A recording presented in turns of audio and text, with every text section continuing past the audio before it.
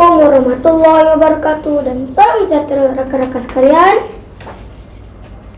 Terima kasih kerana rakan-rakan dapat meluangkan masa bersama kami hari ini dalam rancangan Pendidikan Islam. Pembincangan kita kali ini rakan-rakan berkisah mengenai adab-adab yang perlu dilaksanakan dalam kehidupan kita seharian sebagai seorang pelajar muslimin dan muslimat. Ketika ini, saya dan abang saya Faisal berada di rumah. Kami baru saja selesai mengulang kaju pelajaran dan kerja-kerja rumah. Waktu ini pun sudah hampir jam 10 malam. Saya sekeluarga sudah bersembahyang isyak berjemaah sebentar tadi. Badan kami masih lagi ada wuduk. Sebelum kita tidur, elok kita semak dulu segala keperluan kita untuk ke sekolah esok. Beg sekolah dan segala peralatan sudah disediakan. Kerja-kerja rumah pun sudah disempurnakan. Pesanan cikgu supaya saya membawa model kapal terbang sudah saya sediakan. Tapi pakaian sekolah belum saya kemaskan lagi. Jom bang, kita kemas pakaian sekolah. Jom.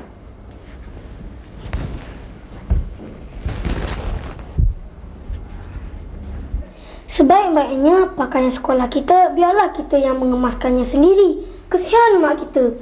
Takkan semua keperluan kita disediakan oleh mak? Tugas mak lebih banyak dan berat. Eloklah kita ringankan sedikit beban mak itu. Sekarang adik kami sudah pun masuk tidur. Jom bang, kita pergi tengok dia. Jom. Jom.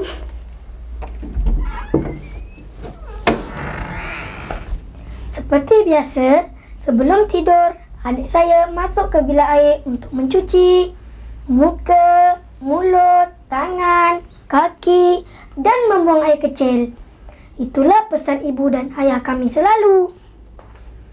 Tujuannya supaya kita dapat tidur dalam keadaan bersih. Jangan sesekali kita tidur dalam keadaan yang kotor, comot dan tidak terurus.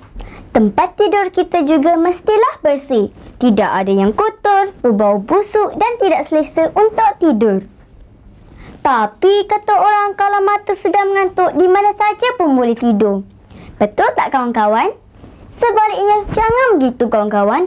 Elakkan daripada tidur di tempat yang tidak sesuai. Persekitaran tempat tidur juga harus selamat daripada serangga seperti semut, lipas, lipan atau nyamuk yang dianggap boleh menjejaskan kesihatan. Kalau dah sakit, susah kawan-kawan. Janganlah sekitar tempat tidur kita terdapat sisa-sisa makanan yang boleh menyebabkan kehadiran serangga-serangga tadi. Atau kain baju yang tidak terurus hingga berbau dan berselerak. Jika kita selalu tidur dalam keadaan lasak atau banyak bergerak, eloklah tidur tidak menggunakan katil kerana ditakuti jatuh dan cedera. Tengoklah kawan kita ini. Semasa tidur juga, elok menggunakan bantal kepala dan selimut yang sesuai untuk menutup dada hingga hujung kaki. Kan bagus begini kawan-kawan.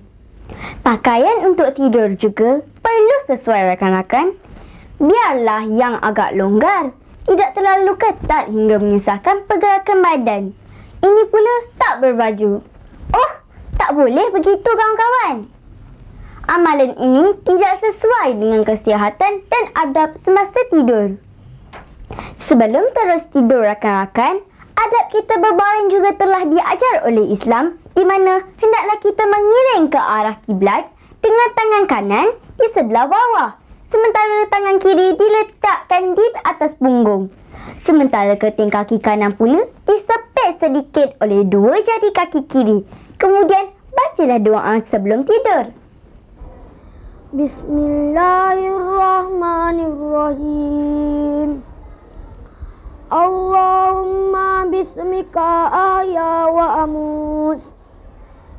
Jangan lupa rakan-rakan, kedudukan baring seperti ini tidak mesti kekal hingga ke pagi. Itu hanya permulaan sahaja. Kalau nak terus begitu, tentu tak selesa. Maksudnya, kita boleh ubah keadaan itu sebaik-baiknya jika ingin berubah. Sudah pukul berapa sekarang rakan-rakan? Adik saya sudah mula nak tidur. Sekarang kira-kira jam 10.20 malam. Inilah waktu yang sesuai untuk kita tidur. Kalau lewat sangat, bermakna kita tidak cukup tidur dan boleh mengganggu kesihatan kita pada keesokan hari. Baiklah rakan-rakan, adik saya sudah pun tidur. Ingat rakan-rakan, jika kita bermimpi semasa tidur, jangan sesekali bercerita kepada orang lain jika mimpi itu mimpi yang buruk. Tetapi, hendaklah kita bersedekah sesuatu kepada rakan-rakan yang miskin atau anak yatim. Baiklah rakan-rakan, kita jumpa lagi pagi esok.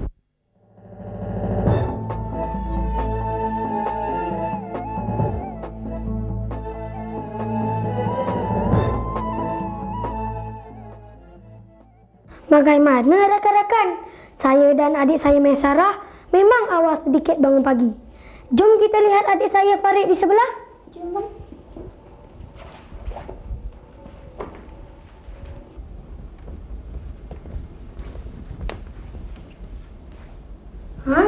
Begitulah rakan-rakan adab sebelum tidur. Kemudian bangun dari tidur yang perlu kita amalkan sebagai seorang Islam. Eloklah kita bangun kira-kira setengah jam sebelum waktu subuh supaya kita cukup bersedia untuk sembahyang subuh dan menyediakan diri ke sekolah.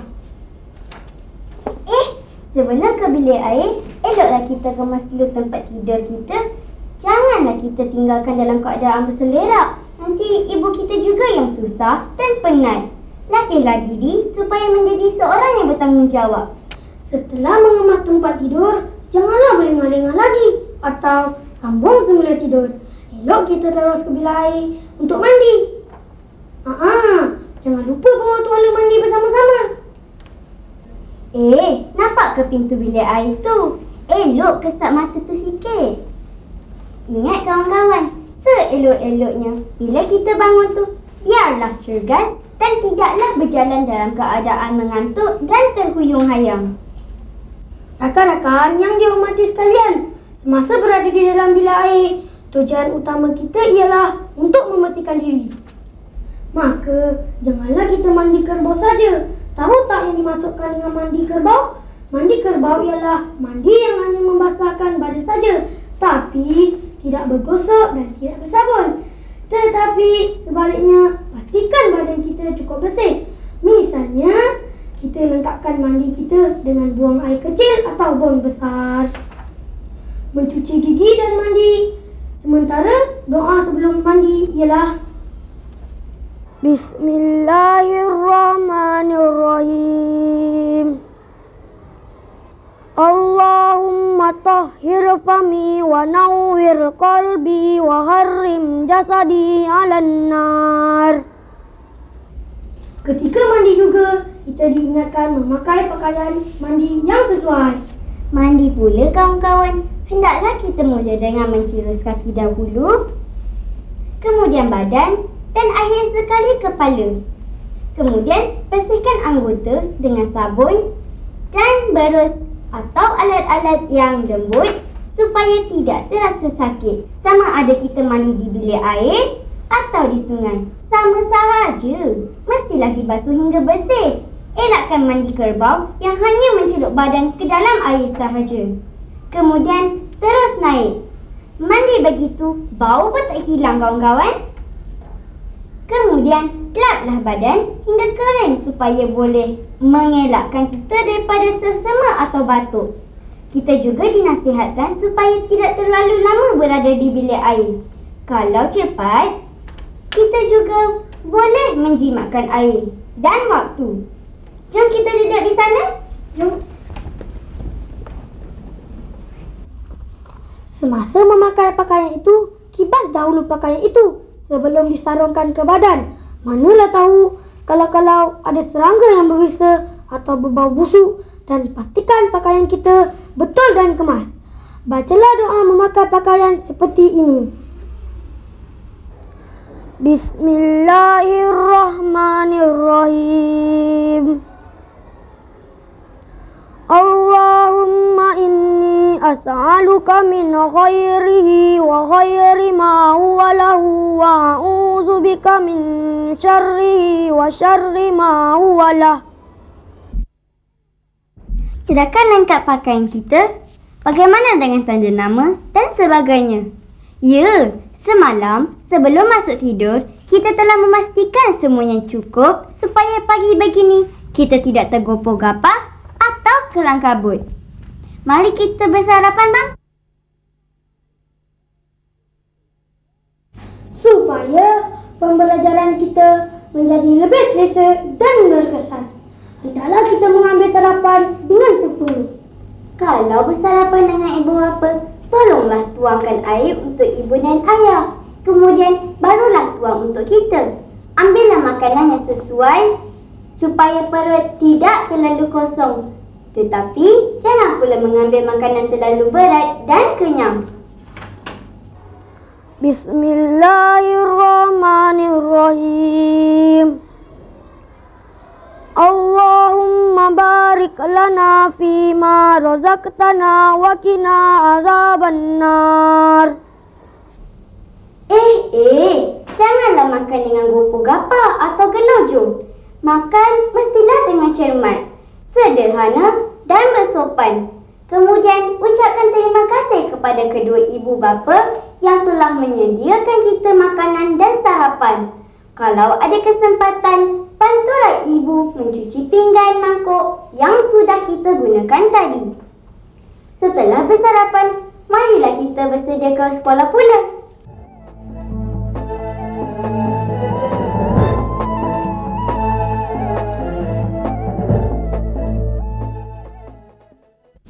Setelah bersedia dengan beg, memakai stoking dengan memulakan kaki kanan, kemudian kaki kiri, begitulah memakainya. Ketuk-ketuk dulu kasut kita. Takut-takut ada sesuatu di dalam kasut kita. Setelah siap, bersalamlah dengan kedua ibu bapa. Sebelum beredar, berilah salam dan mulakan perjalanan dengan bacaan doa. Bismillahirrahmanirrahim. Bismillahirrahmanirrahim. Alallahi wa la hawla wa la quwwata illa billah. Rakan-rakan yang dihormati sekalian, kita telah banyak membaca doa sebelum ini. Seperti doa hendak tidur, bangun tidur, hendak mandi dan baru sebentar tadi, doa perjalanan. Soalnya, apakah kepentingan doa ini, rakan-rakan? Allah telah berfirman, "Ud'uni astajib lakum." Maksudnya, mintalah dari aku, akan aku tunaikan. Ini bermakna sunat bagi kita berdoa kepada Allah.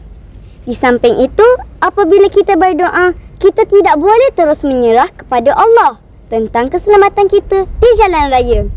Melalui doa itulah kita wajib sedar dan berusaha mengawal diri kita sepanjang perjalanan supaya bersopan dan mematuhi peraturan.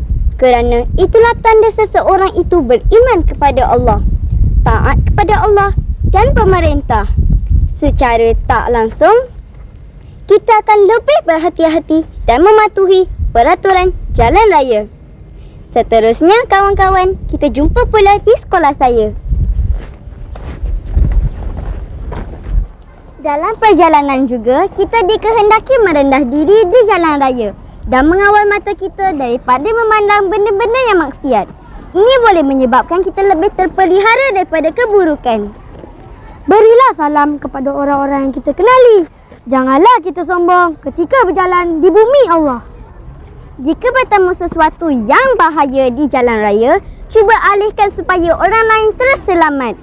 Sebaliknya, jangan sesekali membuang sesuatu benda ke jalan raya. Hormatilah dan sayangilah pengguna-pengguna jalan raya yang lain. Mereka semua adalah saudara kita.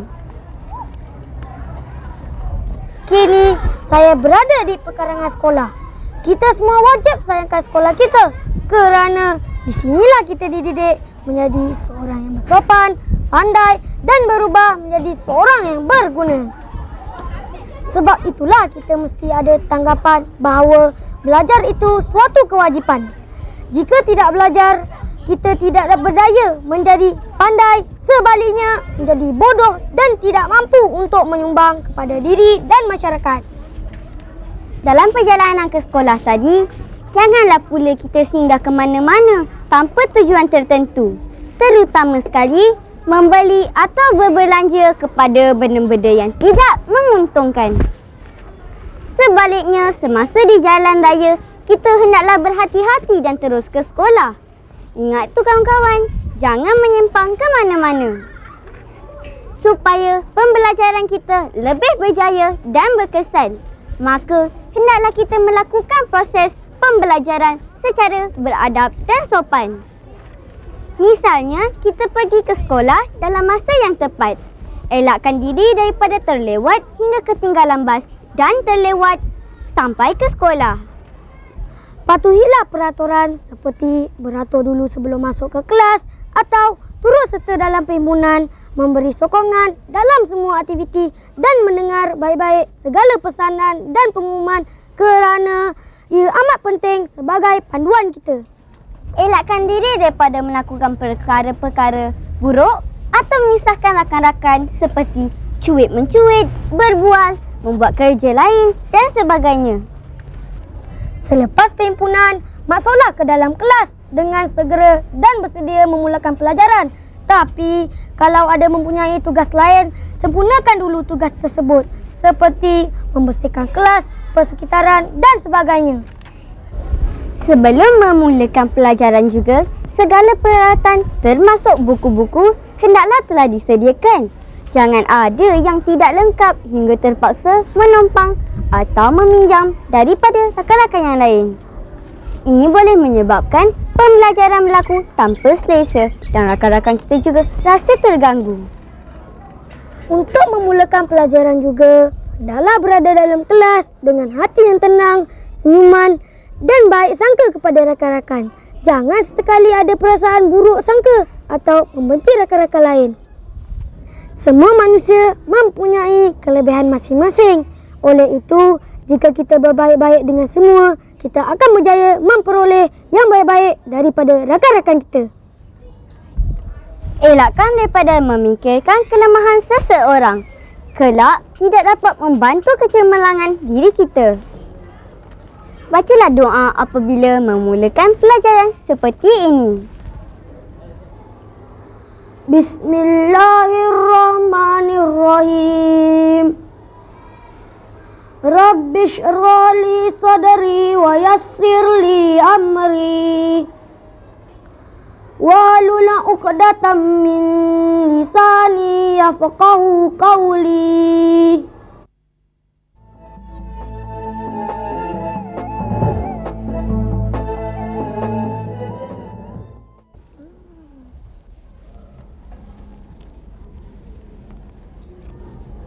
Kini kita berada di perpustakaan sekolah. Di sinilah yang dikatakan gedung ilmu. Sama ada di sini atau di dalam kelas, semasa pembelajaran berlaku, patuhilah arahan guru. Jangan ingkar atau melakukan tingkah laku yang bertentangan, seperti mendiamkan diri bila ditanya, enggan melibatkan diri, mengacau kawan, bergaduh, mengganggu kawan-kawan yang menjalankan tugas kelas, mengganggu kawan-kawan yang sedang belajar, tidak memberi perhatian kepada guru. Sebaliknya, memberi perhatian kepada sesuatu di luar kelas dan sebagainya. Hai, cukup banyak perangai buruk yang kita lakukan. Kawan-kawan, bolehkah kita membantu kejayaan cemerlang kepada kita, kawan-kawan?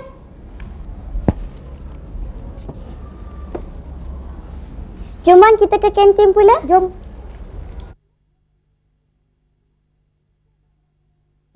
Sebaliknya, semasa kita bergaul dengan rakan-rakan, kita hendaklah menunjukkan tingkah laku yang baik, sopan dan membina amalan suka menolong. Cukup banyak perkara baik yang boleh kita lakukan. Malah tak susah melakukannya dan kita tentu selesa dan aman jika melakukan kebaikan. Janganlah kita terpengaruh dengan rakan-rakan yang degil, nakal dan kurang bersopan. Kalau kita dapat sangat bergaul dengan mereka, lambat laun kita juga akan terikut-ikut dengan perangai mereka yang tidak sopan seperti mencuri minuman kawan, minum sambil berjalan atau berdiri, makan sambil berdiri, berludah sesuka hati. Sebaliknya, kita hendaklah minum secara sopan. Minuman panas jangan ditiup kerana menunjukkan kita seorang yang tidak sabar. Tengok tu. Perlahan-lahanlah kawan. Di samping itu, kita harus melahirkan kata-kata yang baik ketika bergaul dengan kawan-kawan. Elakkan daripada caci mencaci atau menghina rakan-rakan. Di samping itu, apa yang sangat penting ialah kita dapat memberi tumpuan segala daya fikir dan tenaga kita kepada usaha-usaha untuk membangunkan diri dan masyarakat ke satu tahap yang tinggi, gilang gemilang dan berjaya. Bagaimana rakan-rakan? Bolehkah kita tinggalkan segala nilai dan amalan yang negatif? Sebaliknya, kita bina satu budaya yang harmoni dan sihat sejahtera. Islam telah meletakkan satu yang sangat kukuh dan mantap untuk melahirkan insan yang mulia, berpotensi dan membina masyarakat yang harmoni. Falsafahnya mudah saja kawan-kawan. Kita dituntut melaksanakan segala perintah Allah dan meninggalkan apa saja yang dilarang dan ditegah. Itu saja rakan-rakan. Falsafah kehidupan dalam Islam cukup mudah. Maka, marilah kita bertekad mengamalkannya. Sekian, hingga bertemu lagi dalam rancangan yang lain. Jumpa lagi. Wassalamualaikum warahmatullahi wabarakatuh.